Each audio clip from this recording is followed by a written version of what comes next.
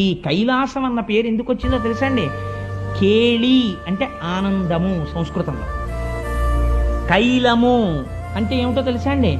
ఆనందముల యొక్క సమూహము. ఆనందముల యొక్క సమూహమునకు ఆలవాలమైన ప్రదేశము కైలాసము. కాబట్టి ఆనంద నిలయుడు ఎక్కడ ఉన్నాడు? ఇక్కడ ఉన్నాడు, అక్కడ ఉన్నాడు. కైలాసమునందు శంకరుడు ఉన్నాడు, ఆనంద నిలయుడే ఉన్నాడు. వాడు ఏమిస్తాడు? ఆనందం ఇస్తాడు. ఆనందం ఎందులోంచి వస్తుంది? జ్ఞానంలోంచి వస్తుంది. జ్ఞానం ఏమిస్తుంది? మోక్షం ఇస్తుంది. ఆనందమే మోక్షం.